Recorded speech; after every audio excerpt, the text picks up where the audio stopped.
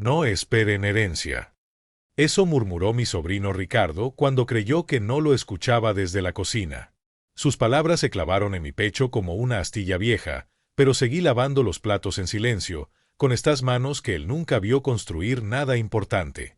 Esa noche, cuando todos se fueron de mi casita de adobe después de la cena dominical, me quedé solo mirando la libreta gastada que cargo en el bolsillo desde hace 30 años. Página tras página llena de direcciones escritas a mano, números borrosos, nombres de familias que ni siquiera saben que existo. Ahí estaba yo, Macedonio Herrera, el tío pobre que barre la tienda del pueblo, mientras mi familia planeaba mi funeral sin saber que 50 años juntando cada peso, cada centavo, cada oportunidad perdida me convirtieron en el hombre más rico de San Miguel de las Flores.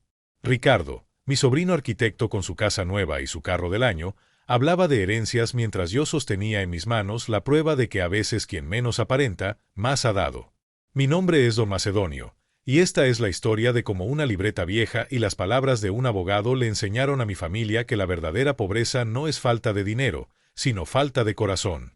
Antes de contarte cómo una libreta gastada y un testamento inesperado cambiaron nuestra familia para siempre, suscríbete y comparte esta historia con alguien que sepa lo que es dar en silencio sin esperar aplausos. Lo que pasó en esa notaría nos enseñó que a veces quien menos tiene en apariencia, más ha entregado en silencio. El olor a café frío y papel sellado llenaba la notaría cuando puse mi libreta gastada sobre la mesa de caoba. Era un martes de noviembre y había llegado una hora antes de la cita, como siempre hago con las cosas importantes. El licenciado Martínez, con sus lentes de fondo de botella y corbata azul marino, extendió una montaña de documentos frente a mí mientras yo trataba de controlar el temblor en mis dedos. 50 años barriendo la misma tienda, y ahí estaba, firmando papeles que valían más que todo lo que mi familia había visto juntas en sus vidas. ¿Cómo diablos llegué a tener tanto para dejar cuando toda mi existencia la pasé siendo invisible? La libreta se veía pequeña al lado de esos documentos oficiales, pero cada página arrugada contenía más secretos que todas esas escrituras juntas. Direcciones escritas con lápiz que se borraba, familia Morales, casa 47, Colonia Centro, hipoteca pagada enero de 1987. Viuda García, operación de su nieta, hospital privado, marzo de 1992. Jóvenes Ramírez, Universidad del Hermano Menor, 4 años completos. 30 años de anotaciones que nadie más había visto jamás, 30 años de ser el benefactor anónimo de Medio San Miguel de las Flores. El licenciado carraspeó suavemente. Don Macedonio, según estos cálculos, estamos hablando de un patrimonio que supera los 8 millones de pesos. Propiedades comerciales, terrenos urbanos, cuentas de inversión. Su voz se perdía mientras yo pasaba las páginas de mi libreta, recordando cada peso que había apartado, cada oportunidad que había tomado cuando nadie miraba.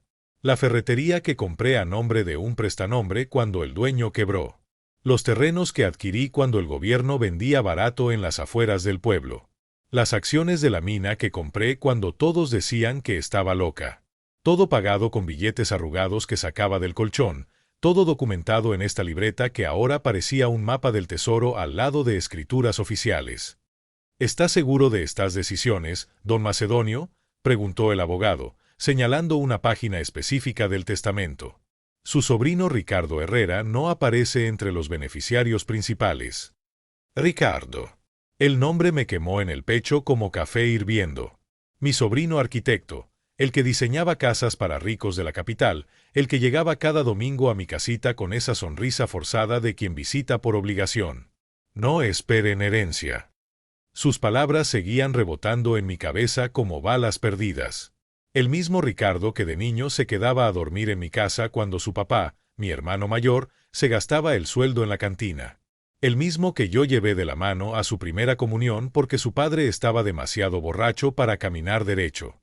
Abrí mi libreta en una página específica, Ricardo Herrera, Universidad de Arquitectura, 1995 a 1999, pagado completo por tío Macedonio. Él nunca lo supo. Nadie lo supo. Su padre se llevó el crédito, como siempre. Los rayos del sol matutino iluminaban los sellos dorados de los documentos mientras yo recordaba la expresión de sorpresa del licenciado cuando vine por primera vez hace 3 meses. Don Macedonio, me había dicho, con todo respeto, está seguro de que estos documentos son suyos. Como si un hombre que huele a detergente y usa camisas remendadas no pudiera ser dueño de medio pueblo. Pero ahí estaban las pruebas, cada inversión documentada, cada propiedad con mis firmas borrosas pero legales. Mi reflejo en el vidrio de la ventana me devolvía la imagen de siempre, un viejo de 78 años con el pelo blanco despeinado, camisa blanca que había lavado yo mismo en el lavadero de concreto y zapatos que brillé con betún negro hasta altas horas. La misma imagen que veía mi familia cada domingo, el tío pobre que no tenía nada importante que decir. Pero mis ojos conocían números que harían temblar a Ricardo. Conocían inversiones que su título universitario no le había enseñado a hacer. Conocían el valor del silencio y la paciencia, dos cosas que su generación había olvidado. ¿Cómo llegué a este momento? Peso por peso, día por día, decisión silenciosa tras decisión silenciosa. Cerré los ojos por un momento en esa notaría silenciosa y el olor a café frío se transformó en el aroma de tortillas quemadas de mi infancia. Era 1952, yo tenía 6 años y mis pies descalzos conocían cada piedra filosa del camino de tierra que llevaba a nuestra choza en las afueras de San Miguel. Mi madre, Esperanza Herrera, se levantaba antes del alba a hacer tortillas para vender en la plaza, y yo la ayudaba aventando el fuego con un abanico de palma que había tejido mi abuela antes de morir. El hambre era un animal que vivía en mi estómago, gruñendo canciones tristes que solo yo podía escuchar. Recuerdo la textura áspera de los costales de maíz donde dormía, el frío que se colaba por las rendijas de las paredes de adobe mal hechas, y el sonido de mi padre tosiendo toda la noche después de regresar de las minas con los pulmones llenos de polvo dorado que nunca nos trajo oro a nosotros. Mi hermano mayor, Esteban, el papá de Ricardo, tenía 10 años y ya sabía robar naranjas del huerto del patrón sin que lo cacharan.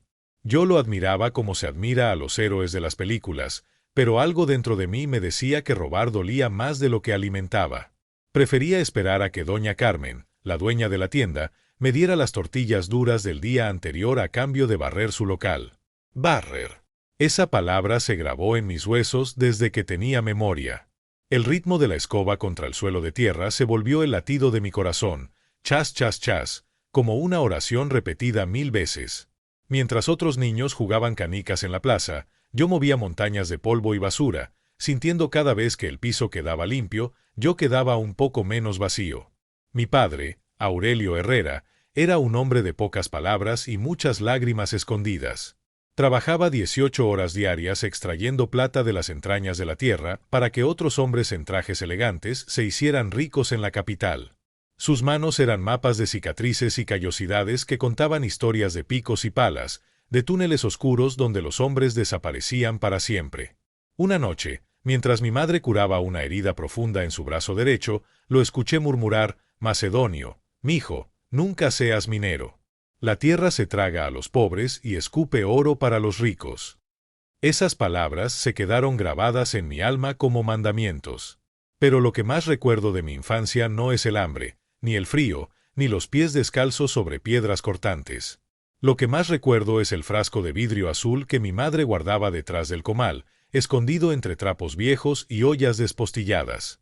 Cada vez que alguien le daba una moneda de más, cada vez que encontraba un centavo perdido en la calle, mi madre abría ese frasco con manos temblorosas y depositaba la moneda con una ceremonia casi religiosa. Para los días oscuros, Macedonio, me decía, siempre van a llegar días más oscuros.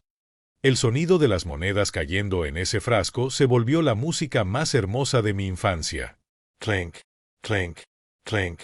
Como campanitas de iglesia anunciando milagros pequeños. Yo me quedaba hipnotizado viendo cómo se acumulaban esos círculos de metal brillante, imaginando que algún día el frasco estaría tan lleno que no cabría ni una moneda más. Mi hermano Esteban se burlaba de ese ritual. «Mamá está loca», decía, «¿para qué guardar centavos si nos morimos de hambre hoy?» Pero yo entendía algo que él no entendía, que el hambre de hoy se cura con una tortilla, pero el hambre de mañana solo se cura con paciencia. A los 8 años, cuando por fin pude ir a la escuela 2 días a la semana, los otros 5 trabajaba cargando agua del pozo, la maestra Refugio me enseñó a escribir mi nombre en una libreta de hojas amarillentas. Macedonio Herrera, escribí con lápiz de grafito que rascaba el papel como uñas en pizarrón. Fue la primera vez que vi mi nombre escrito, y algo mágico pasó. Entendí que si podía escribir mi nombre, podía escribir números. Y si podía escribir números, podía llevar cuentas. Y si podía llevar cuentas, podía multiplicar centavos hasta convertirlos en pesos.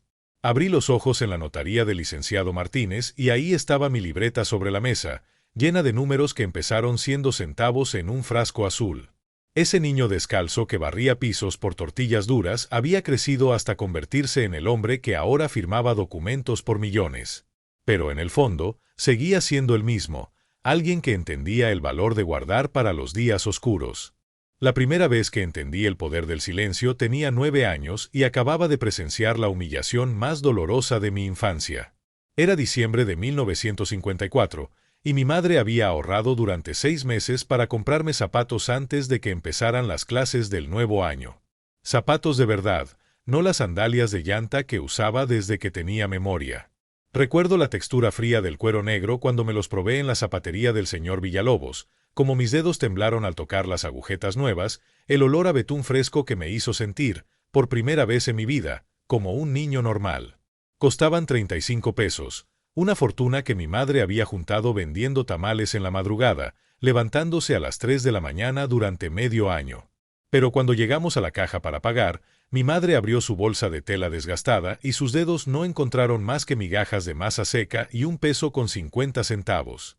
El dinero había desaparecido. Mi hermano Esteban había encontrado el escondite detrás del comal y se había llevado todo para apostar en peleas de gallos.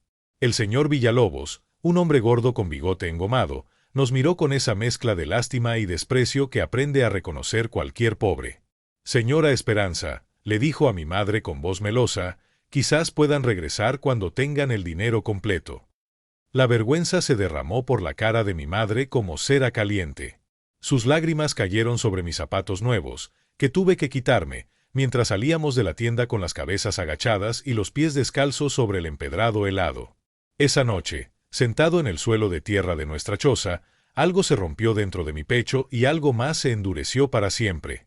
Mi madre lloraba en silencio mientras remendaba mis sandalias de llanta con hilo de henequén, y yo tomé una decisión que cambiaría el resto de mi existencia. Nunca más dependería de nadie, y nunca más nadie dependería de mí y saldría lastimado. Cuando entendí que dar duele menos que pedir.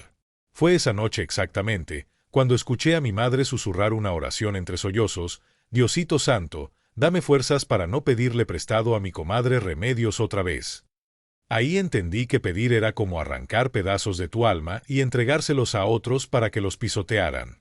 Al día siguiente, sin decirle nada a mi familia, empecé mi primer negocio secreto. Había observado que don Crescencio, el panadero, tiraba a la basura el pan duro de 3 días porque ya no podía venderlo. Yo llegaba antes del amanecer, rescataba esos bolillos y panecillos, los llevaba al río para remojarlos hasta que recuperaran algo de suavidad y luego los vendía a los trabajadores de la mina por la mitad del precio del pan fresco. Ganaba 2 pesos a la semana, una miseria para cualquiera, pero una fortuna para un niño de 9 años que nunca había tenido dinero propio. Lo más importante no era el dinero, sino el secreto. Cada peso que ganaba lo escondía en un hoyo que cavé debajo de un nopal, envuelto en un trapo impermeable que había encontrado en la basura. Nadie sabía de mi negocio del pan remojado, nadie sabía de mi escondite secreto, nadie podía quitarme lo que había ganado con mis propias manos. El silencio se volvió mi armadura y mi herramienta más poderosa. Mientras mi hermano Esteban presumía cada centavo que conseguía, y por eso siempre se lo quitaban o se lo robaban, yo aprendí a caminar por la vida como un fantasma próspero. 3 meses después, cuando mi madre volvió a ahorrar para mis zapatos, yo ya tenía los 35 pesos enterrados bajo el nopal. Pero no se los di. En lugar de eso, me las arreglé para que ella encontrara billetes perdidos en lugares donde yo los había plantado estratégicamente. En el bolsillo de su delantal cuando lavaba ropa en el río. Entre las páginas de su libro de oraciones. Debajo de su almohada una mañana de Reyes Magos. Mi madre nunca supo que sus milagros venían de las manos de su hijo menor. Nunca supo que yo había aprendido que la mejor manera de ayudar era volviéndote invisible.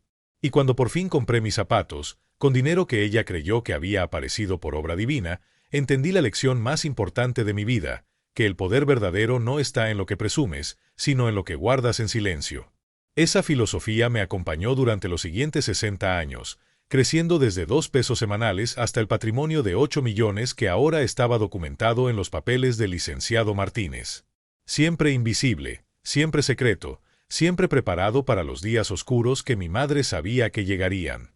Porque efectivamente llegaron, una y otra vez, pero yo ya estaba listo. Mi hermano Esteban siempre fue el favorito, y eso me moldeó más que cualquier otra cosa en mi vida. Desde que éramos niños, él tenía ese magnetismo natural que atraía las sonrisas de mi madre, los abrazos prolongados de mi padre y la admiración envidiosa de todos los vecinos de San Miguel. Era 4 años mayor que yo, más alto, más guapo, con esa sonrisa blanca y perfecta que parecía haber robado de las películas de Pedro Infante que proyectaban en la plaza los sábados. Mientras yo era el niño flaco y callado que barría tiendas por tortillas duras, Esteban era el muchacho carismático que conseguía trabajo en las mejores haciendas solo por saber hablar bonito con los patrones. Mi padre lo miraba con esos ojos brillantes de orgullo que nunca puso en mí. «Mira a tu hermano», me decía constantemente, «ese sí tiene futuro. Ese sí va a sacar a la familia de la pobreza». Y efectivamente, a los 16 años, Esteban consiguió trabajo como capataz en la hacienda de don Florencio Aguirre, el hombre más rico de 3 pueblos a la redonda. Ganaba más en una semana de lo que mi padre ganaba en un mes quebrándose el lomo en las minas. Llegaba a casa los domingos con ropa limpia, botas de cuero genuino, y siempre traía regalos, azúcar refinada para mi madre, tabaco de calidad para mi padre, y para mí, bueno, para mí a veces traía dulces baratos que compraba de último minuto, como quien cumple una obligación incómoda. El problema de Esteban no era que ganara poco, sino que gastaba el doble de lo que ganaba. Tenía esa enfermedad que ataca a muchos hombres guapos. Creía que el dinero era para gastarse inmediatamente, para presumirse, para comprarse respeto y admiración en las cantinas del pueblo. Los viernes llegaba con los bolsillos llenos, y los lunes ya andaba pidiendo prestado para el camión de regreso a la hacienda. Pero lo más doloroso era ver cómo mi familia celebraba sus locuras. Cuando Esteban llegaba borracho a las 3 de la madrugada después de gastarse el sueldo completo en una parranda, mi madre le calentaba café y le hacía quesadillas mientras le decía, «Ay, mijo, trabajas tan duro que mereces divertirte». Cuando yo llegaba a casa después de mis negocios secretos del pan remojado, nadie me preguntaba cómo había sido mi día. Recuerdo vívidamente el domingo de abril de 1958, cuando Esteban llegó presumiendo que había comprado un radio de pilas, el primero que había en nuestra casa. Toda la familia se reunió alrededor de ese aparato negro con perillas doradas, escuchando música de la XCW como si fuera magia pura. Mi madre lloraba de emoción, mi padre repetía «Mi hijo nos trajo el progreso», y los vecinos llegaban a tocar la puerta para ver el milagro. Nadie sabía que ese radio había costado el equivalente a 3 meses de comida, y que Esteban había empeñado las herramientas de trabajo de mi padre para comprarlo. Nadie sabía que yo, el hermano invisible, había estado guardando peso por peso para comprar exactamente el mismo radio desde hacía 8 meses. Pero mientras ellos celebraban la impulsividad de Esteban, yo entendí algo fundamental sobre la naturaleza humana. La gente admira más el gesto dramático que el sacrificio constante, más el regalo costoso que la ayuda silenciosa, más al que gasta todo que al que guarda todo. Esa noche, solo en mi petate, tomé una decisión que definiría mi carácter para siempre. Si mi familia valoraba más los espectáculos que la sustancia, entonces yo me volvería un maestro de la sustancia invisible.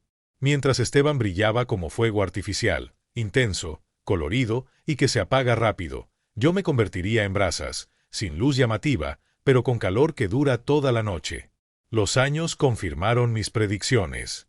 Esteban se casó joven con Esperanza Ruiz, una muchacha bonita del pueblo vecino, y tuvieron a Ricardo en 1962. Para entonces, mi hermano ya había cambiado de trabajo 6 veces, siempre buscando mejores sueldos que gastaba más rápido de lo que los ganaba. Compraba a crédito, presumía logros que no tenía, y educó a Ricardo con la misma filosofía, que la vida se trata de parecer exitoso, no de serlo realmente.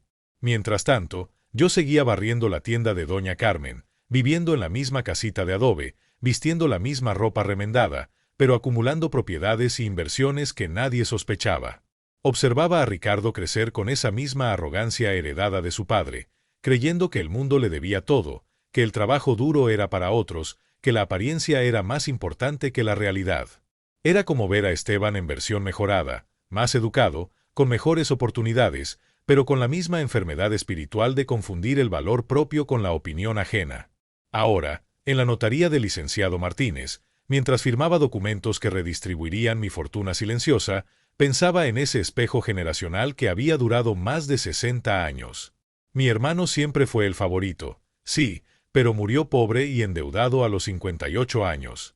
Su hijo Ricardo heredó su carisma y su arrogancia, pero no inheritó la lección más importante, que el verdadero poder viene de lo que nadie puede verte hacer. El olor a detergente Pinol y el peso de las monedas en mis bolsillos se convirtieron en la banda sonora de mi vida adulta. Durante 50 años, de lunes a sábado, llegué a la tienda de Doña Carmen a las 5 de la mañana, una hora antes de que abriera, para barrer cada rincón de ese local que conocía mejor que mi propia casa. El ritual era siempre el mismo. Primero movía todos los costales de frijol y maíz, después levantaba las cajas de detergente y jabones, y finalmente barría desde el fondo hacia la entrada, levantando nubes de polvo dorado que brillaban cuando los primeros rayos del sol se colaban por la puerta de vidrio empañada. Mis manos se acostumbraron a la textura áspera del mango de la escoba de sorgo, al frío del agua jabonosa en la cubeta galvanizada, al tacto resbaloso de los trapos húmedos que usaba para limpiar los estantes de madera. Pero lo que nadie sabía era que mientras yo barría, mis oídos estaban grabando cada conversación de los clientes, cada comentario sobre negocios, cada chisme sobre quién vendía qué y a qué precio. Doña Carmen me pagaba 25 pesos a la semana, una miseria incluso para los estándares de 1965, pero ese trabajo me daba algo más valioso que dinero: información. Escuchaba a don Justino comentar que iba a vender su terreno cerca de la carretera porque necesitaba dinero para la operación de su esposa. Oía a la señora Medina quejarse de que nadie quería comprar su casa vieja del centro porque tenía goteras. Percibía a los comerciantes foráneos hablando de nuevos proyectos que traerían desarrollo al pueblo. Mientras mis manos limpiaban, mi cerebro calculaba. Y cuando terminaba mi jornada de barrendero, comenzaba mi jornada de inversionista secreto. Mi primera gran compra fue el terreno de don Justino en 1967. Llevaba 2 años ahorrando cada centavo, guardando billetes arrugados en un hoyo que había cavado detrás de mi casita, protegidos por latas de Nescafé vacías y bolsas de plástico. Cuando supe que don Justino necesitaba vender rápido, me presenté en su casa un domingo por la tarde con 500 pesos en efectivo, exactamente la mitad de lo que pedía. Don Justino, le dije quitándome el sombrero, sé que usted necesita el dinero pronto para Doña Refugio.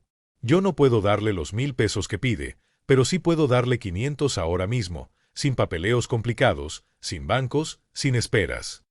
El hombre me miró con esos ojos cansados de quien está desesperado, y aceptó. 2 años después, cuando construyeron la gasolinera en la carretera, ese terreno valía 5000 pesos. Pero yo no lo vendí. Nunca vendía. Solo compraba y esperaba. La estrategia era simple, pero requería una paciencia que pocos hombres poseen: comprar barato a gente desesperada, mantener las propiedades limpias y en buen estado, y esperar a que el tiempo multiplicara su valor. Mientras barría la tienda, observaba patrones que otros no veían. Notaba cómo crecía el tráfico en ciertas calles, cómo algunas familias prosperaban mientras otras se empobrecían, como los rumores sobre proyectos gubernamentales siempre llegaban primero a las conversaciones casuales entre comadres. Para 1975, ya era dueño de 6 propiedades en diferentes puntos estratégicos del pueblo, todas compradas con efectivo, todas documentadas con escrituras legales, todas absolutamente secretas. Nadie asociaba al barrendero callado con el misterioso comprador que aparecía con fajos de billetes cuando la gente necesitaba vender rápido. Usaba diferentes nombres para las transacciones. A veces era un primo de la capital, otras veces un amigo del licenciado, pero siempre era yo con mis ahorros guardados debajo de la tierra. El sudor de mi frente se mezclaba con el polvo que levantaba la escoba, creando pequeñas gotas aladas que caían sobre el piso de cemento mientras yo calculaba mentalmente las rentas que podría cobrar, los terrenos que podría subdividir, las inversiones que podría hacer con las ganancias que nadie sabía que tenía.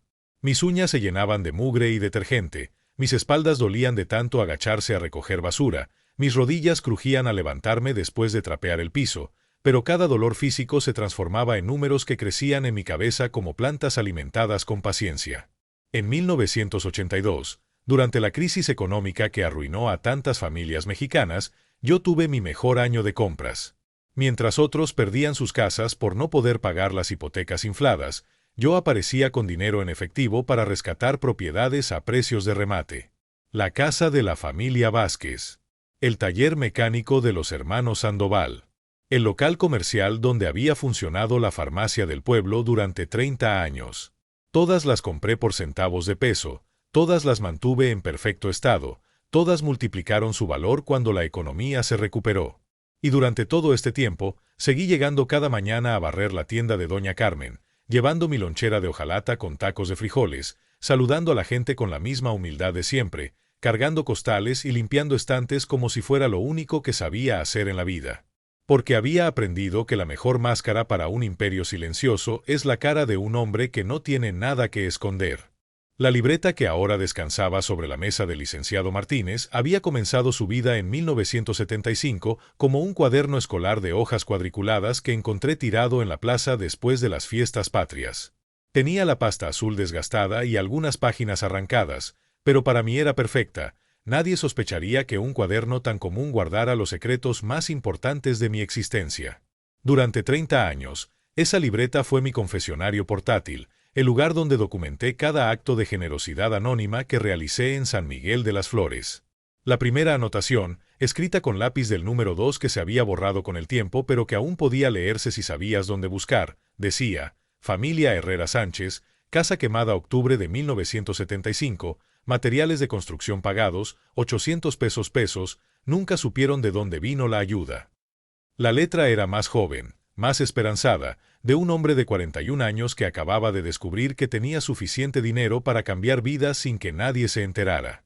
A medida que pasaban las páginas, las anotaciones se volvían más detalladas, más complejas, documentando una red invisible de bondad que había tejido alrededor de mi pueblo durante décadas. Jovencita Luz María Castillo. Embarazo complicado enero de 1978, Hospital Privado Morelia, 1,200 pesos, se lo dijimos que era una beca del gobierno. Niño Pedrito Ramírez, operación de labio leporino agosto de 1979, Clínica Especializada Ciudad de México, 2,500 pesos, los papás creen que fue caridad de la iglesia. Familia Morales completa, casa hipotecada por deudas del papá borracho marzo de 1981, pagué la hipoteca completa, 4,800 pesos, el banco les dijo que un benefactor anónimo había saldado la cuenta. Cada entrada tenía fecha, nombre completo, descripción del problema, cantidad invertida y la historia que había inventado para que las familias pudieran recibir la ayuda sin lastimar su orgullo. Porque había aprendido, desde mi humillación infantil en la zapatería del señor Villalobos, que recibir caridad duele más que no recibirla, y que la única manera de ayudar realmente a alguien es hacer que crea que se ayudó a sí mismo. La libreta contenía también mis métodos, cómo contactaba a intermediarios para que entregaran el dinero, cómo inventaba becas gubernamentales inexistentes, cómo sobornaba discretamente a doctores y maestros para que fingieran programas de asistencia social. Mi red de cómplices incluía al padre Sebastián de la Iglesia, a doña Soledad que trabajaba en el registro civil, y al licenciado Moreno que manejaba varios bufetes legales en la región. Todos sabían que yo era la fuente del dinero, pero habíamos desarrollado un código de silencio tan sólido como las escrituras de mis propiedades. Una de mis anotaciones favoritas, porque me llenaba de orgullo cada vez que la releía, era de 1983, joven Ricardo Herrera, carrera de Arquitectura Universidad de Guanajuato, 5 años completos, 18,000 pesos, su papá Esteban se llevó el crédito diciendo que había conseguido una beca especial por ser buen trabajador. Ricardo, mi sobrino. El mismo que años después murmurarían no esperen herencia creyendo que yo no tenía nada que dejar. Durante 5 años pagué cada colegiatura, cada libro, cada material de dibujo técnico que necesitó para convertirse en arquitecto. Su padre Esteban llegaba cada semestre con historias elaboradas sobre becas especiales que había conseguido gracias a sus contactos, y Ricardo crecía creyendo que su papá era un héroe que había movido cielo y tierra para educarlo. Nunca supo que cada peso de su educación universitaria había salido de los ahorros del tío pobre que barría tiendas. En la página 43 de la libreta había una sección especial que titulé Los imposibles, casos donde la ayuda había sido tan grande que cambió el destino completo de una familia. La viuda García, cuya hija tenía leucemia y necesitaba tratamiento en Houston, 25,000 pesos dólares que conseguí vendiendo 2 propiedades comerciales. Los gemelos Sandoval, que nacieron con problemas cardíacos y requerían cirugías especializadas, 30,000 pesos que reuní hipotecando temporalmente 3 de mis terrenos mejores. El incendio de la escuela primaria en 1991, 45,000 pesos para reconstruirla completamente, dinero que el gobierno estatal nunca supo de dónde había salido. Cada favor documentado en esa libreta tenía algo en común. Nadie, absolutamente nadie, sabía que Macedonio Herrera había sido el benefactor. Para el mundo, yo seguía siendo el barrendero humilde que vivía en una casita de adobe y usaba la misma ropa remendada durante años. Pero en las páginas cuadriculadas de mi confesionario secreto, era el ángel guardián invisible de San Miguel de las Flores. La última anotación, fechada apenas 6 meses antes de la escena en la notaría, decía: Familia Herrera Aguilar completa, casa nueva de Ricardo, terreno donde construyó. Lo compré hace 15 años sabiendo que algún día lo necesitaría, ahora es mío legalmente y él no lo sabe. Esa entrada me dolía cada vez que la leía, porque significaba que había llegado el momento de usar mi generosidad como arma. Durante 30 años, esa libreta había sido un registro de amor anónimo. Ahora se convertiría en la evidencia de una lección que mi familia necesitaba aprender, que a veces quien menos aparenta, más ha dado. Era domingo, 15 de marzo del 2020, y como todos los domingos desde que tenía memoria, mi casita de adobe se llenaba del aroma de mole poblano y el murmullo de voces familiares. Había pasado toda la mañana preparando la comida, yo mismo, porque a mis 78 años seguía siendo demasiado orgulloso para pedirle ayuda a nadie. El guisado de pollo se cocinaba a fuego lento en mi olla de barro más grande, las tortillas hechas a mano se mantenían calientes envueltas en servilletas bordadas que había comprado en el mercado de Pátzcuaro, y el agua de Jamaica esperaba en la vitrolera de vidrio que había pertenecido a mi madre. La mesa de madera que construí con mis propias manos en 1985 estaba puesta para 8 personas, Ricardo y su esposa Patricia, sus 2 hijos adolescentes Brandon y Sofía, mi sobrina Esperanza con su marido Fernando, y por supuesto, yo en la cabecera, como el patriarca invisible que había sido toda mi vida. Ricardo llegó manejando su camioneta BMW color plata, la misma que había comprado con el dinero de un proyecto arquitectónico que diseñó para un centro comercial en Morelia. Vestía una camisa polo color azul marino que costaba más que mi renta de todo un mes, zapatos italianos que brillaban como espejos, y esa sonrisa perfecta que había heredado de su padre Esteban pero que había perfeccionado con años de éxito profesional. Su esposa Patricia, una mujer delgada con lentes de diseñador y bolsa de marca que cambiaba cada temporada, me saludó con esa cortesía fría que usan las personas educadas cuando cumplen obligaciones sociales incómodas. «Hola, tío Macedonio», me dijo besándome la mejilla con la misma expresión que usaría para saludar al mesero de un restaurante caro. Los niños, Brandon de 16 y Sofía de 14, apenas levantaron la vista de sus teléfonos celulares cuando entraron. Para ellos, yo era simplemente el abuelo raro que vivía como en el siglo pasado, sin televisión de pantalla plana, sin internet, sin nada que les pareciera interesante o relevante para sus vidas digitales. Durante la comida, la conversación giró alrededor de los logros de Ricardo. Había ganado un concurso nacional de diseño arquitectónico, estaba planeando abrir una segunda oficina en la Ciudad de México, acababa de comprar una casa de fin de semana en Valle de Bravo. Cada historia venía acompañada de cifras que mencionaba casualmente: el proyecto vale 2 millones de pesos, la casa nos costó 750,000, el carro nuevo tiene un valor de 400,000, como si los números fueran condecoraciones militares que exhibiera en el pecho. Yo escuchaba en silencio, masticando mi mole lentamente, sintiendo como cada bocado se volvía más amargo a medida que entendía que para Ricardo yo era simplemente el decorado pintoresco de su historia familiar exitosa.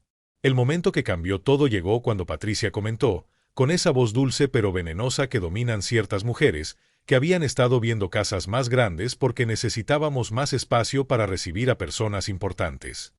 Fernando, el marido de mi sobrina, preguntó inocentemente si habían pensado en la herencia futura, en cómo distribuir las propiedades familiares cuando llegara el momento. Fue entonces cuando Ricardo soltó una carcajada que sonó como cristales rompiéndose. «¿Herencia?», dijo limpiándose la boca con la servilleta de tela que yo había lavado y planchado esa mañana. «No esperen herencia». Sus palabras flotaron en el aire como humo tóxico. Todos los presentes se quedaron en silencio, los tenedores suspendidos a medio camino entre los platos y las bocas, mientras Ricardo continuaba: mi tío Macedonio ha vivido toda su vida como, bueno, ya saben cómo ha vivido. Barrendero, soltero, en esta casita. ¿Qué podría dejar? ¿La escoba? Las olas viejas. La mesa explotó en risas nerviosas. Patricia cubrió su sonrisa con la servilleta. Los adolescentes levantaron la vista de sus teléfonos por primera vez en toda la tarde para reírse del chiste cruel, y mi sobrina Esperanza trató de cambiar el tema murmurando algo sobre el postre. Pero las palabras de Ricardo siguieron resonando en mis oídos como campanas funerarias: no esperen herencia. En ese momento, algo se rompió dentro de mi pecho con un sonido que solo yo pude escuchar. Era el ruido que hace un corazón cuando entiende que ha amado en vano durante décadas, cuando se da cuenta de que toda una vida de sacrificios silenciosos ha sido invisible para quienes más importaban. ¿El éxito vale más que la familia? ¿Los títulos universitarios que yo pagué en secreto valen más que el respeto básico? ¿Las casas construidas con dinero que yo ayudé a generar valen más que la gratitud hacia quien las hizo posibles? Terminé de comer en silencio absoluto, con la sonrisa forzada que había perfeccionado durante 78 años de ser el familiar invisible. Recolecté los platos, lavé los trastes, guardé la comida sobrante, y me despedí de todos con besos en las mejillas y abrazos que ahora sabían a despedida definitiva. Cuando se fueron, cuando el ruido de la camioneta BMW se perdió en la distancia y mi casa volvió a quedar en silencio, me senté en mi silla de mimbre favorita y saqué la libreta gastada de mi bolsillo. La abrí en la página donde había anotado los gastos de la educación universitaria de Ricardo, y por primera vez en 30 años, una lágrima cayó sobre la tinta que documentaba mi amor anónimo. Esa noche, cuando el último eco de la camioneta BMW se desvaneció en la distancia, mi casita de adobe se llenó de un silencio tan denso que podía cortarse con cuchillo. Era el tipo de quietud que solo conocen los hombres que han vivido solos durante décadas, pero esta vez tenía un sabor diferente. Sabía a despedida, a decisiones irreversibles, a puentes que se queman sin posibilidad de reconstruirse. Me quedé sentado en mi silla de mimbre durante horas, viendo cómo las sombras de la tarde se alargaban hasta convertirse en la oscuridad completa de una noche sin luna. El café que había preparado después de lavar los trastes se enfrió completamente en la taza de peltre despostillada que usaba desde 1975, formando una nata grasosa en la superficie que reflejaba la luz amarillenta del foco desnudo que colgaba del techo de vigas de madera. La casa respiraba silencio a mi alrededor, el tic-tac del reloj de pared que había comprado en 1980, el crujido ocasional de las vigas que se acomodaban con el fresco nocturno, el murmullo lejano del viento que se colaba por las rendijas de las ventanas sin vidrios dobles. Cada sonido amplificado por la soledad se convirtió en el soundtrack de la decisión más importante de mi existencia. Abrí la libreta en mis rodillas y comencé a releer 30 años de generosidad documentada. Página tras página de familias ayudadas, crisis resueltas en silencio, sueños cumplidos con dinero anónimo. Pero esta vez, cada anotación me dolía como una herida abierta, porque entendía que había cometido el error más grande de mi vida. Había confundido el amor con la invisibilidad, había creído que dar sin ser visto era más noble que dar siendo reconocido.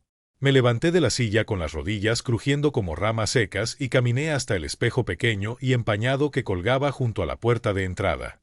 Mi reflejo me devolvió la imagen de un hombre de 78 años con el pelo completamente blanco, arrugas profundas como surcos de arado en la cara, y ojos cansados que habían visto demasiadas humillaciones silenciosas. Pero por primera vez en décadas, esos ojos también reflejaron algo más: la determinación férrea de quien ha decidido que es momento de cambiar las reglas del juego. En ese momento, como un relámpago de claridad dolorosa, recordé a mi propio abuelo paterno, Crescencio Herrera, un hombre igual de callado que yo, igual de generoso en secreto, igual de invisible para su propia familia. Había muerto cuando yo tenía 15 años, pobre en apariencia pero rico en bondad oculta, y nadie en nuestra familia supo hasta después de su funeral que había pagado en secreto las medicinas de mi abuela durante años.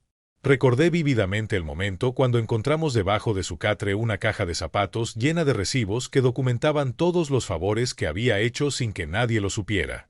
Mi padre lloró ese día como nunca lo había visto llorar, pero ya era demasiado tarde para agradecer, demasiado tarde para pedir perdón, demasiado tarde para reconocer al héroe silencioso que había vivido entre nosotros sin que lo viéramos realmente. No voy a morir como el abuelo Crescencio, murmuré hacia mi reflejo empañado. No voy a permitir que me entierren sin que sepan quién fui realmente. La decisión se cristalizó en mi mente con la claridad brutal de una revelación divina. Iba a reescribir mi testamento, pero no como un acto de venganza, sino como una lección. Una lección que mi familia necesitaba aprender antes de que fuera demasiado tarde, antes de que yo me convirtiera en otro fantasma generoso que nadie recordaría correctamente. Fui hasta el rincón donde guardaba mis documentos más importantes, envueltos en bolsas de plástico dentro de una caja de galletas de hojalata que había resistido 40 años de humedad y polvo. Saqué las escrituras de mis propiedades, los estados de cuenta de mis inversiones, los certificados de depósito que había acumulado durante décadas de vivir como monje financiero. Los números me marearon. 8.200.000 pesos en total, distribuidos entre bienes raíces, cuentas bancarias, inversiones que habían crecido silenciosamente mientras yo barría pisos y comía frijoles. Era una fortuna que podría cambiar la vida de varias generaciones, pero que hasta ese momento había sido tan invisible como mi propia existencia. Volví a sentarme en mi silla de mimbre y tomé una hoja de papel bond que guardaba para ocasiones especiales. Con la pluma barata que usaba para hacer mis cuentas semanales, comencé a escribir una carta que el licenciado Martínez leería junto con mi testamento revisado. A quien corresponda, durante 78 años viví como un fantasma próspero, ayudando en silencio y muriendo de a poquito cada vez que mi familia me miraba como si fuera invisible. Esta no es venganza. Esto es amor transformado en lección. Espero que cuando lean estas palabras, entiendan que a veces quien menos aparenta, más ha entregado. El té se había enfriado completamente, la noche se había vuelto más profunda, y mi casa pequeña se había convertido en el escenario de una revolución silenciosa que cambiaría para siempre la historia de los Herrera. El lunes por la mañana, a las 6 en punto, marqué el número telefónico que había memorizado durante años pero nunca había usado para asuntos personales. El licenciado Enrique Martínez tenía su despacho en Morelia, a 2 horas de camino de San Miguel, y durante la última década había manejado discretamente todas mis transacciones inmobiliarias más complejas. Su voz ronca de fumador empedernido sonó sorprendida cuando escuchó mi nombre del otro lado de la línea. ¿Don Macedonio? ¿A esta hora? ¿Está todo bien? Su preocupación era genuina, porque en todos nuestros años de relación profesional yo nunca había llamado fuera de horarios de oficina, nunca había sonado urgente, nunca había roto mi protocolo de formalidad absoluta. Licenciado, le dije con la voz quebrada por una noche sin dormir, necesito que preparemos un testamento completo. Urgente. Con todos mis bienes documentados. El silencio que siguió duró eternos segundos. Podía escuchar el ruido de papeles moviéndose, una silla rechinando, el sonido de un encendedor encendiendo un cigarro. Don Macedonio, me dijo finalmente, ¿está seguro de que quiere hacer esto ahora? Su salud está bien, ¿verdad? Era una pregunta lógica. Yo tenía 78 años, había vivido toda mi vida evitando médicos y hospitales, y mi última visita a su oficina había sido 6 meses antes para comprar otro terreno que había visto en oferta. Mi salud está perfecta, licenciado. Pero mi paciencia se agotó. El abogado carraspeó nerviosamente. Durante años había sido testigo de mi capacidad para aparecer con efectivo cuando otros solo podían ofrecer promesas. Había visto documentos que confirmaban que el barrendero humilde de San Miguel era en realidad uno de los inversionistas más astutos que había conocido en 30 años de carrera legal. Muy bien, don Macedonio. ¿Cuándo podemos vernos? Hoy mismo. Tomo el camión de las 8. Perfecto. Tengo la agenda libre toda la tarde. Lo que el licenciado Martínez no me dijo en esa llamada, pero que supe después, era que en cuanto colgó el teléfono, comenzó a hacer sus propias llamadas urgentes. Contactó a Roberto Salinas, el contador que había llevado mis libros durante años manteniendo absoluta confidencialidad sobre el origen de mis ingresos. Llamó a Fernando Mendoza, el ingeniero civil que había supervisado discretamente las mejoras que yo hacía a mis propiedades. Se comunicó con Elena Vázquez, la agente de bienes raíces que había manejado mis compras más recientes.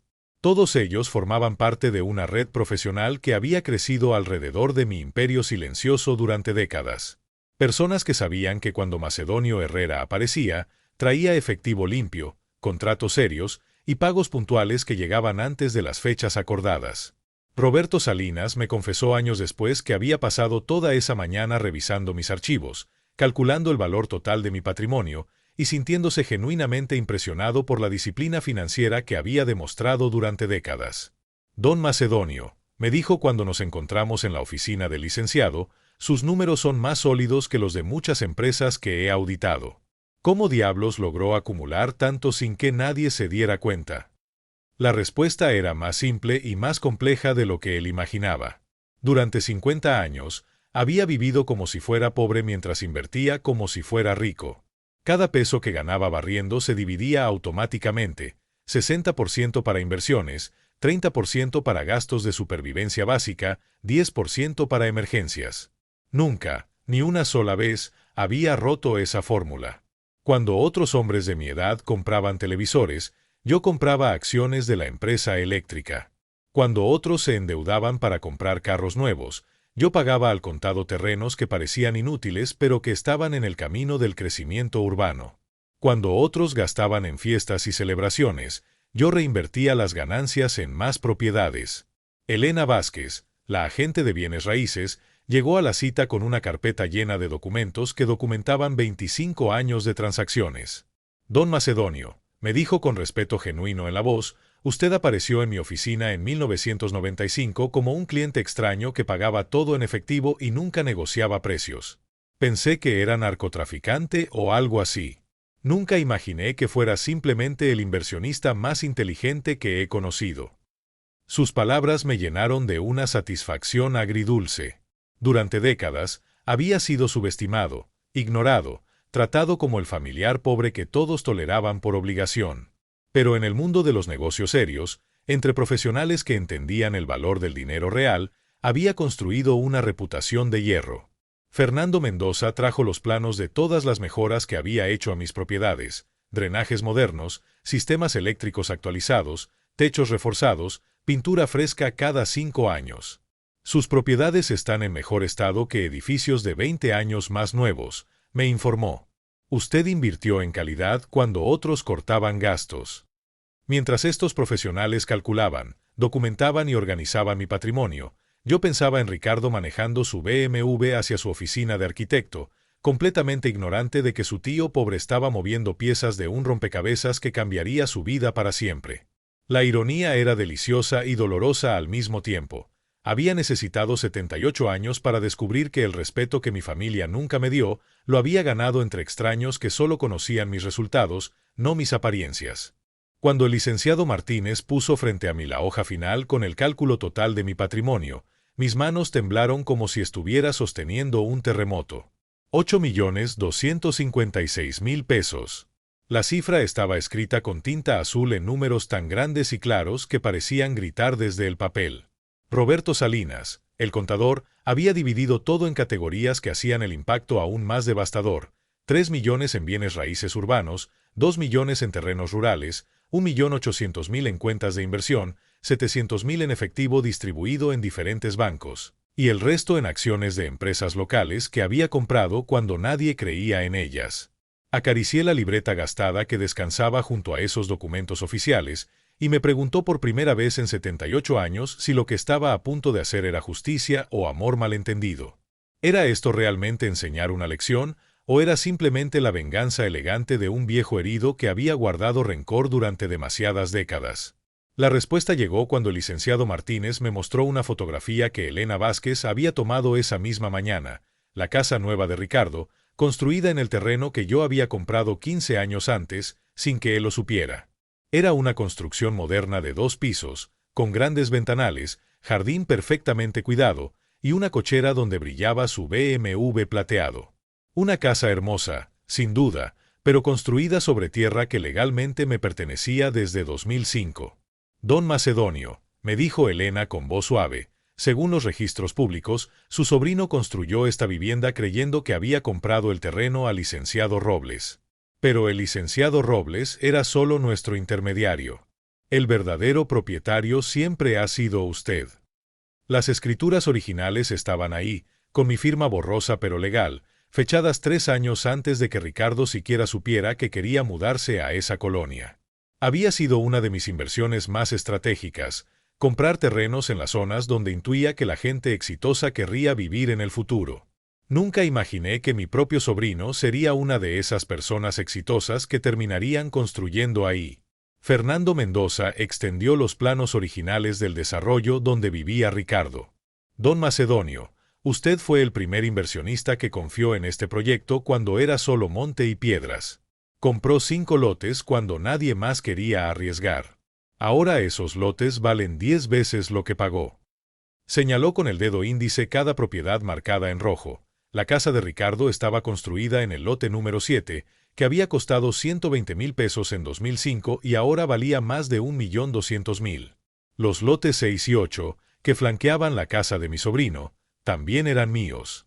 Prácticamente era dueño de toda la cuadra donde vivía la familia que me consideraba el tío pobre. Roberto Salinas abrió otro folder que contenía los estados de cuenta de mis inversiones en acciones. Mire esto, don Macedonio. Usted compró acciones de Cemex cuando costaban 8 pesos por título en 1987. Ahora valen 120 pesos cada una. Compró acciones de Telmex durante la privatización cuando todos decían que era riesgoso. Compró acciones de Walmart cuando llegó a México y todos creían que fracasaría compitiendo contra los mercados locales. Sus palabras me transportaron a esas noches solitarias en mi casita, leyendo periódicos financieros que compraba de segunda mano, estudiando patrones económicos que otros hombres de mi edad consideraban demasiado complicados. Había aprendido a leer los mercados como había aprendido a leer a las personas, con paciencia, con observación silenciosa, con la sabiduría que viene de no tener prisa por obtener resultados inmediatos. El licenciado Martínez carraspeó suavemente. Don Macedonio, tengo que preguntarle una vez más, ¿está completamente seguro de estas decisiones testamentarias? Estamos hablando de excluir a su sobrino Ricardo de una herencia considerable y de incluir a personas que, bueno, que no son familia de sangre. Abrí mi libreta en la página donde había documentado el pago completo de la carrera universitaria de Ricardo. Mis dedos ásperos trazaron cada línea escrita con lápiz descolorido. Colegiatura primer semestre, 3,200 pesos. Libros y materiales, 800 pesos. Colegiatura segundo semestre, 3,200 pesos. Página tras página de gastos que sumaban exactamente 18,000 pesos, una fortuna para un barrendero en los años 90, pero una inversión que había hecho con amor genuino hacia el hijo de mi hermano.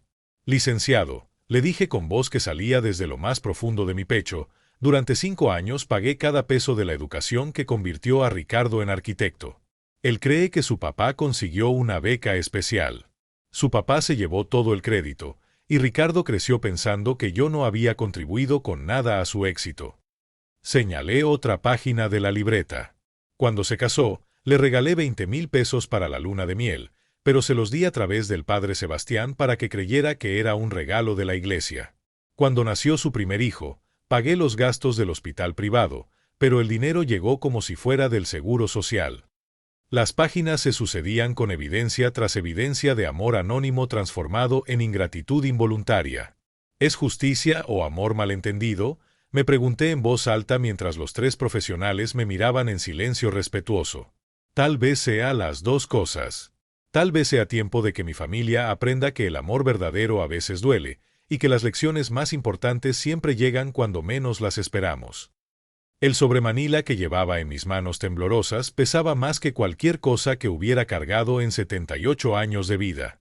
Era jueves por la tarde, 3 días después de mi visita a la notaría, y me dirigía hacia la oficina de arquitectura de Ricardo con pasos que se volvían más lentos a medida que me acercaba al edificio de cristal donde trabajaba. Dentro del sobre descansaban las copias de todas las escrituras, los estados de cuenta, los documentos notariales, y en el centro de todo, como una reliquia sagrada, la fotografía que había guardado durante 15 años en mi cartera de cuero gastado. Era una foto pequeña, de esas que imprimen en papel fotográfico brillante, tomada durante la graduación universitaria de Ricardo en 1999. Ahí estábamos los dos, él con su toga negra y birrete, sonriendo con esa alegría genuina de quien acaba de conquistar el mundo, y yo a su lado, con mi camisa blanca más limpia y una sonrisa orgullosa que iluminaba mi cara arrugada. Sus brazos me rodeaban los hombros en un abrazo espontáneo, y mis ojos reflejaban la satisfacción profunda de quien ve cumplirse un sueño que costó años de sacrificio silencioso. Esa foto había sido mi tesoro secreto durante década y media. La había sacado de mi cartera en noches de soledad para recordar que alguna vez, aunque fuera por un momento, Ricardo me había mirado como si fuera importante en su vida. La había tocado con dedos nostálgicos cada vez que escuchaba sus historias de éxito profesional, preguntándome si algún día él sabría que esos logros habían comenzado con el dinero de su tío pobre. La oficina de Ricardo Herrera Arquitecto ocupaba el segundo piso de un edificio moderno en el centro de Morelia. Las paredes de cristal reflejaban el sol de la tarde mientras yo subía escalones que crujían bajo mis zapatos de suela gastada. Mi camisa blanca, planchada con esmero esa mañana, tenía pequeñas manchas de sudor que delataban mi nerviosismo. La secretaria, una joven de unos 25 años con lentes de pasta y sonrisa profesional, me miró con esa curiosidad educada que se usa para evaluar visitantes inesperados. ¿En qué puedo ayudarlo, señor?, me preguntó mientras sus ojos hacían un inventario rápido de mi apariencia: sombrero de palma desgastado, pantalón de mezclilla remendado, zapatos que brillaban de tanto betún pero que no podían ocultar décadas de uso. Vengo a ver a Ricardo Herrera. Soy su tío Macedonio. Su expresión cambió inmediatamente de cortesía profesional a sorpresa genuina. Probablemente Ricardo le había hablado de su familia, pero seguramente nunca había mencionado que su tío visitara oficinas de arquitectos. Un momento, por favor. Le voy a avisar. La escuché hablar por el intercomunicador con voz que trataba de disimular la curiosidad. Licenciado Herrera, ¿está aquí su tío Macedonio? Dice que necesita hablar con usted. La respuesta de Ricardo llegó a través del aparato con un tono que mezclaba sorpresa y ligera molestia. ¿Mi tío? ¿Aquí? Está bien, que pase. El pasillo hacia la oficina principal estaba decorado con maquetas de proyectos arquitectónicos, diplomas enmarcados y fotografías de edificios que Ricardo había diseñado. Cada imagen era un testimonio de su talento profesional, pero también un recordatorio silencioso de que todo había comenzado con 18,000 pesos que yo había pagado durante 5 años sin que él lo supiera. Ricardo estaba sentado detrás de un escritorio de madera oscura, vestido con una camisa azul claro y corbata color vino.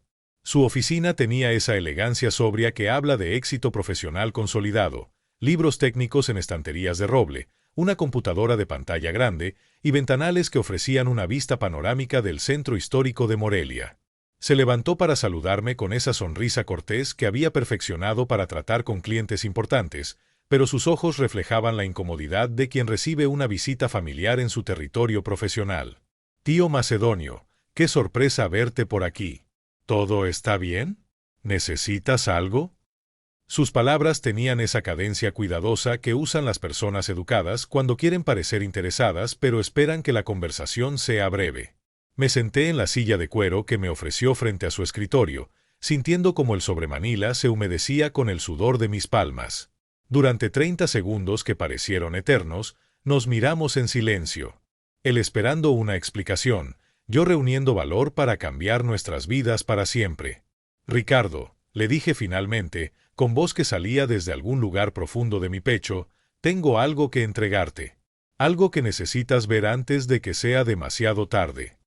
Puse el sobremanila sobre su escritorio de madera pulida, justo entre su laptop plateada y un portarretratos donde sonreía su familia. El contraste era brutal, mi sobreviejo y arrugado junto a los símbolos relucientes de su vida moderna. ¿Qué es esto, tío?, me preguntó con voz que comenzaba a mostrar cierta alarma. Sus dedos tocaron el sobre con la precaución de quien presiente que está a punto de abrir algo que no podrá cerrar nunca más. Ábrelo, mío.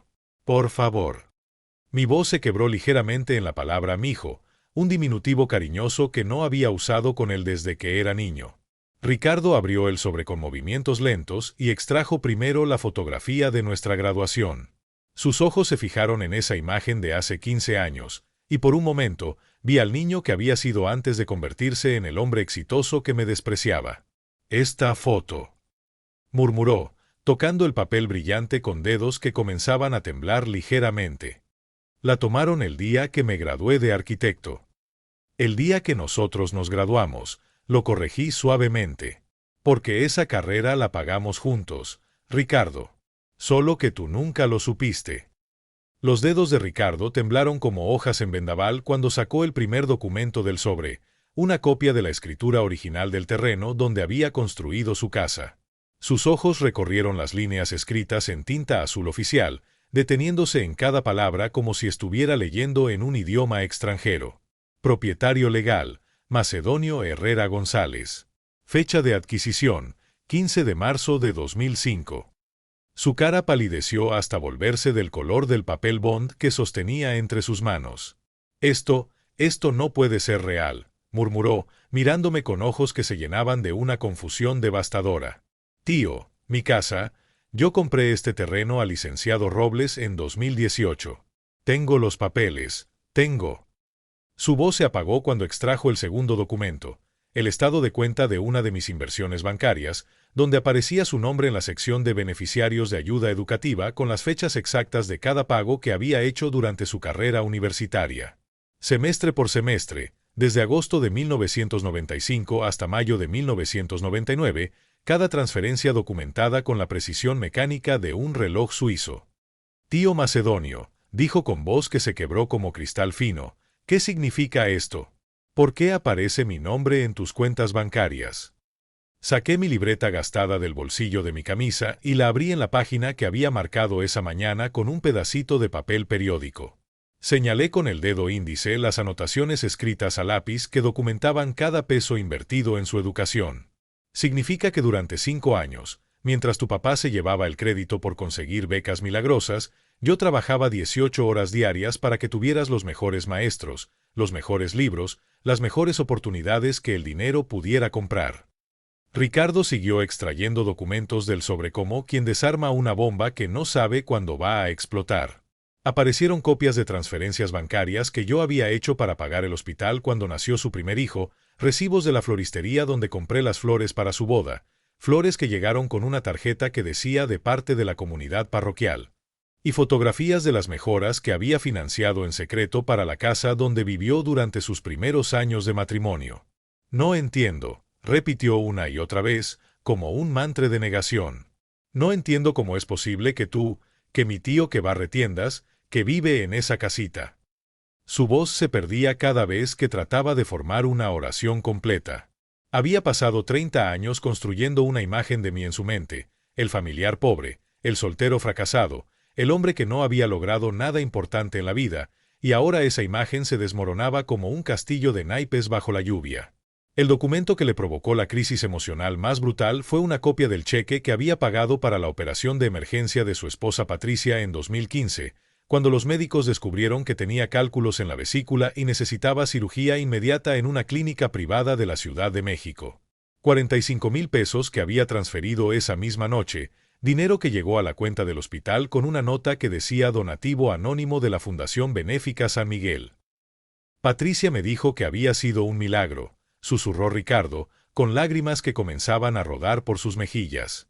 Me dijo que Dios había enviado un ángel para salvarle la vida. Nunca imaginé que ese ángel. Se levantó de su silla ejecutiva como si tuviera resortes en las piernas y comenzó a caminar en círculos alrededor de su oficina elegante, con las manos en la cabeza y respiración agitada de quien está teniendo un ataque de pánico. Tío, ¿quién eres realmente? ¿Cómo es posible que tengas todo este dinero? ¿Cómo es posible que durante 30 años hayas estado? Sus preguntas se atropellaban unas con otras como carros en un accidente múltiple. Se detuvo frente al ventanal que daba vista al centro histórico de Morelia y apoyó su frente contra el cristal frío. El domingo pasado, dijo con voz que sonaba como si viniera de muy lejos, el domingo pasado te dije que no esperáramos herencia. Me burlé de ti delante de mi familia. Pensé que eras. Pensaste que era un fracasado. Completé su frase con tranquilidad que había tardado 78 años en desarrollar. Pensaste que era el tío pobre que nunca había logrado nada importante, que vivía de la caridad familiar, que no tenía nada valioso que aportar a tu vida exitosa. Ricardo se volvió hacia mí con los ojos rojos y brillantes de lágrimas que ya no podía contener. Perdóname, murmuró, y esas 2 palabras contenían décadas de arrepentimiento comprimido. Perdóname, tío. No sabía. Nunca imaginé. Si hubiera sabido.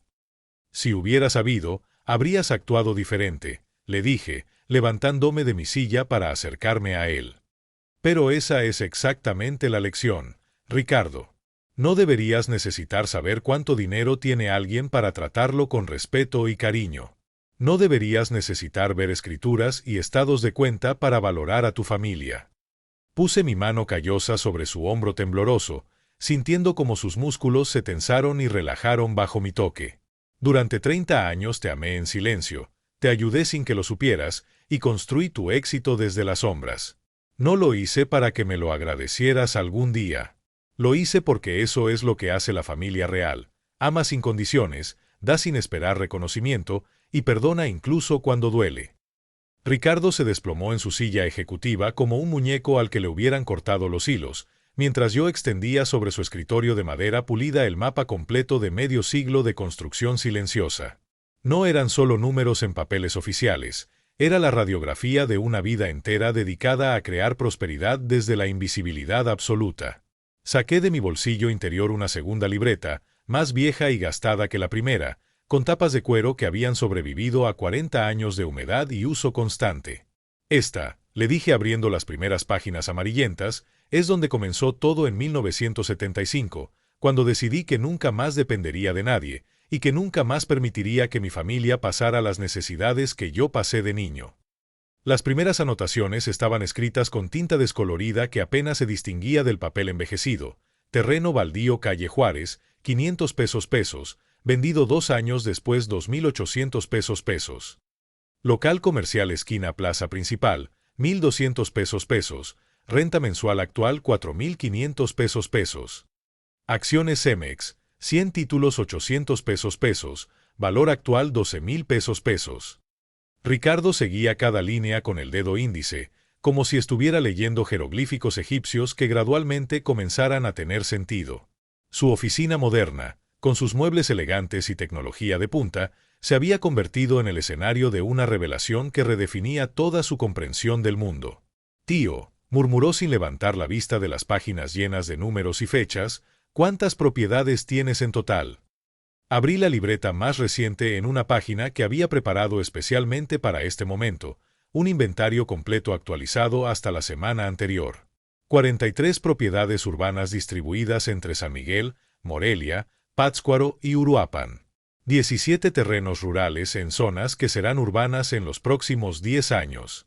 6 locales comerciales en pleno centro histórico de diferentes ciudades. 2 casas completas que rento a familias trabajadoras. Y la joya de la corona. Hice una pausa dramática. El 30% de las acciones de la empresa constructora que está edificando el nuevo centro comercial donde tu oficina tendrá una sucursal el próximo año.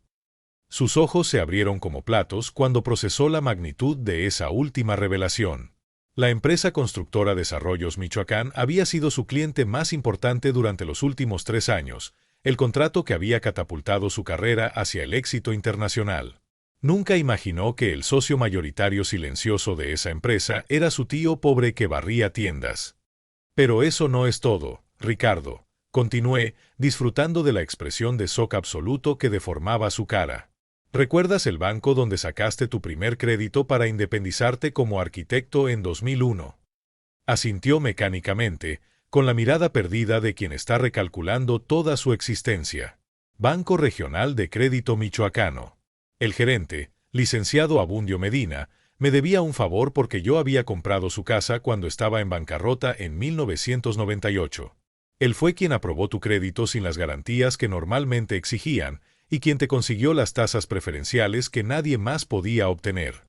La timeline emocional de sacrificios se extendía como un tapete persa sobre su escritorio. Cada propiedad comprada había significado años de comer frijoles con tortillas duras. Cada inversión había requerido noches sin calefacción para ahorrar en gas. Cada peso destinado al crecimiento de mi imperio había salido de negar cualquier lujo personal durante décadas enteras. ¿Sabes cuál fue mi último capricho personal, Ricardo?, le pregunté, señalando una anotación específica en la libreta. Un radio de pilas que compré en 1987 para escuchar las noticias financieras de la Ciudad de México. Costó 58 pesos, y lo usé durante 20 años hasta que se descompuso irreparablemente. Mientras él absorbía cifras que mareaban por su magnitud, Yo le contaba los verdaderos costos humanos de construir prosperidad desde cero. Las navidades que pasé solo en mi casita de adobe mientras otras familias celebraban, porque había destinado el dinero de regalos a comprar acciones de Telmex durante la privatización. Los cumpleaños que ignoré completamente, incluidos los míos, porque esas fechas coincidían con oportunidades de inversión que no podía desperdiciar. Las enfermedades que curé con remedios caseros y paciencia, porque los médicos privados costaban lo mismo que terrenos prometedores en las afueras del pueblo. 50 años sin vacaciones, Ricardo. 50 años sin comprar ropa nueva a menos que la vieja estuviera literalmente deshecha. 50 años de levantarme a las 5 de la mañana y acostarme después de medianoche, calculando números, leyendo periódicos financieros, estudiando mapas urbanos para predecir dónde crecerían las ciudades. Señalé hacia la ventana de su oficina, hacia el horizonte donde se extendía Morelia moderna. ¿Ves esa ciudad próspera? Yo ayudé a construirla, peso por peso, decisión por decisión, sacrificio por sacrificio.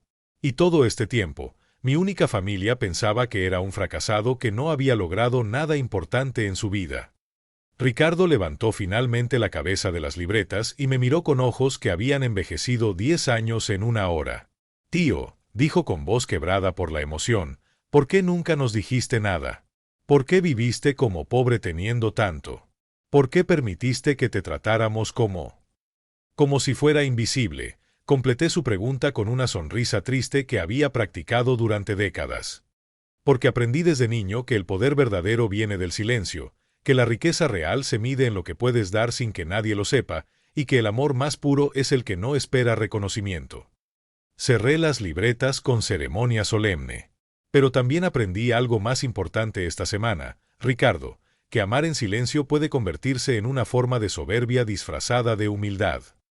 El silencio que siguió a mis palabras fue diferente a todos los silencios que habíamos compartido durante 30 años. No era el silencio incómodo de las cenas dominicales, ni el silencio educado de las conversaciones superficiales, ni el silencio doloroso de la indiferencia familiar. Era el silencio sagrado que nace cuando dos almas humanas se reconocen completamente por primera vez, sin máscaras, sin pretensiones, sin los disfraces que habíamos usado para protegernos el uno del otro. Mi sobrino se levantó lentamente de su silla ejecutiva y caminó hacia el ventanal que ofrecía una vista panorámica de la ciudad que yo había ayudado a construir desde las sombras. Sus hombros temblaron ligeramente cuando comenzó a hablar, sin voltear a mirarme, como si las palabras fueran demasiado pesadas para pronunciarlas cara a cara. Tío Macedonio, dijo con voz que sonaba diferente, más joven y más vieja al mismo tiempo, yo también tengo que confesarte algo que nunca te he dicho. Algo que me duele y me avergüenza desde hace años. Se volvió hacia mí con ojos que brillaban de lágrimas contenidas, pero también con una determinación nueva que no había visto en él desde que era niño. Desde que era adolescente, siempre supe que había algo especial en ti. Algo que no podía explicar, pero que sentía cada vez que estábamos juntos.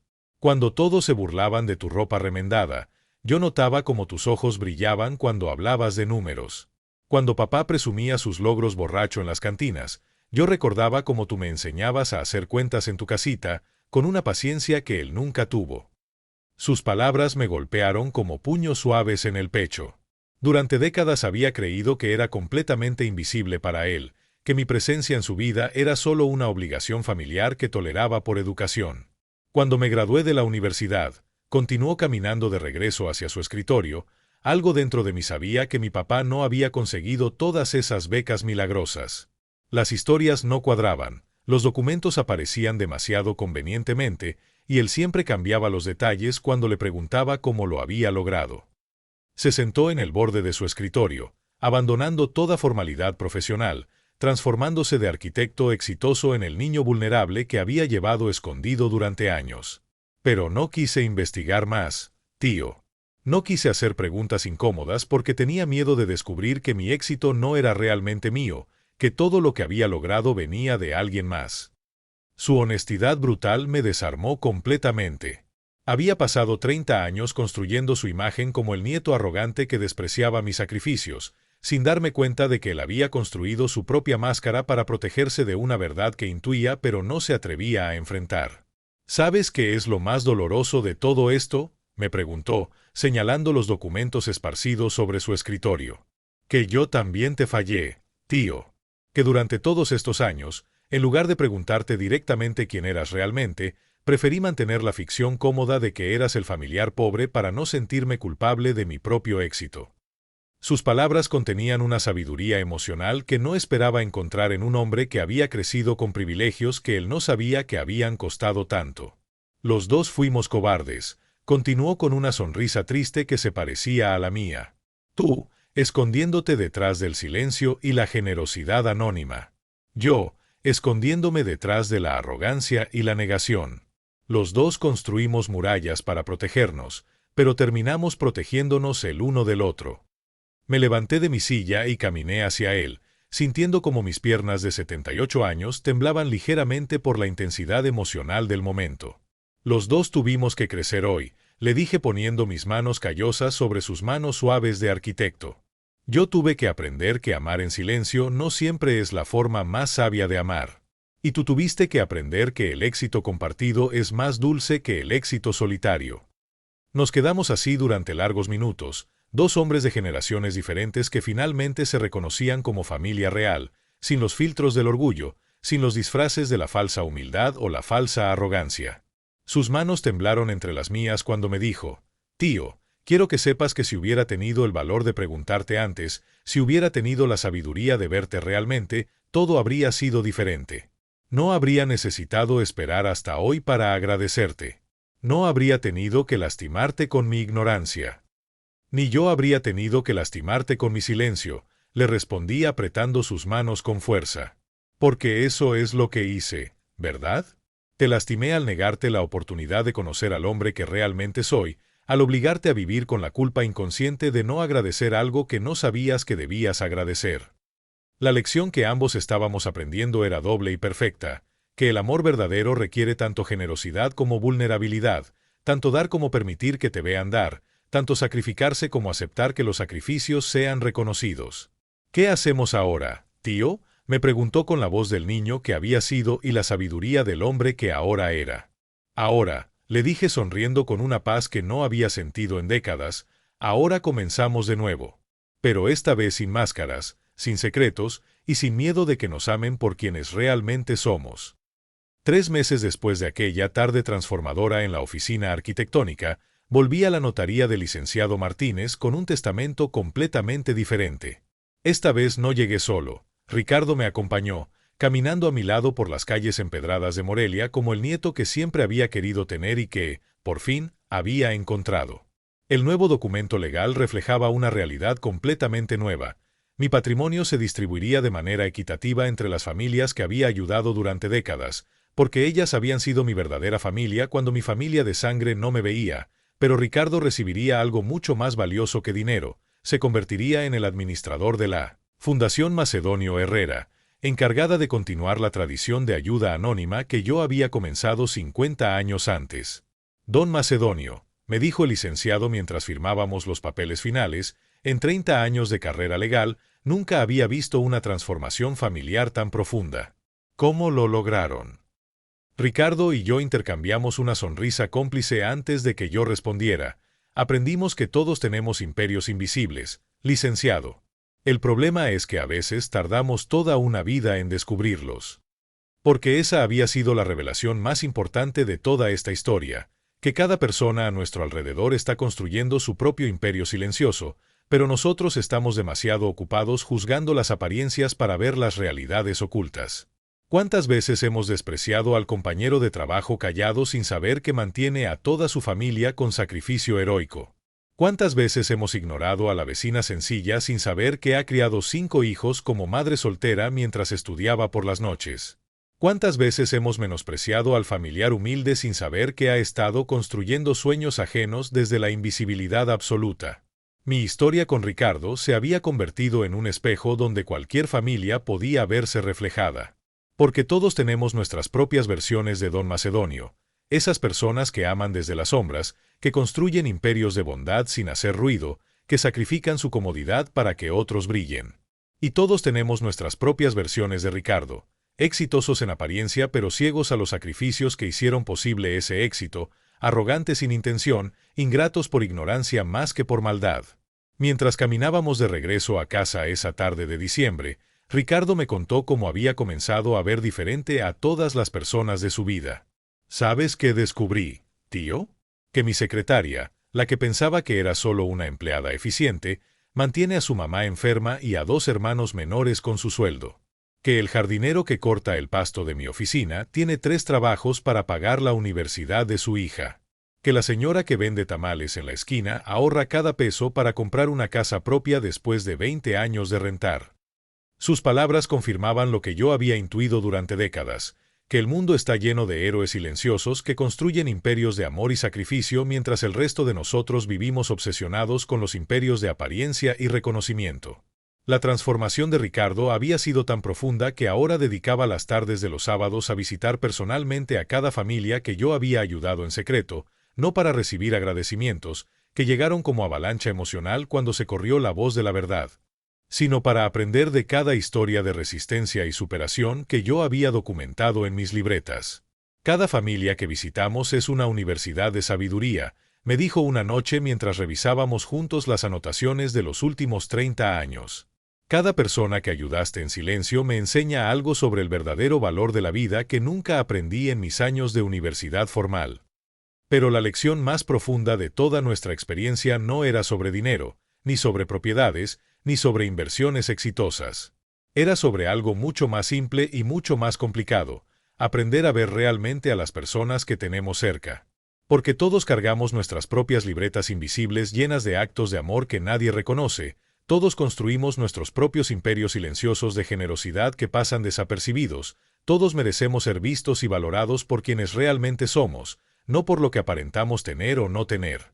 ¿Qué imperios silenciosos no estamos viendo en nuestras propias familias? ¿Cuántos don macedonios tenemos a nuestro alrededor, amando desde la invisibilidad mientras nosotros buscamos reconocimiento en lugares equivocados?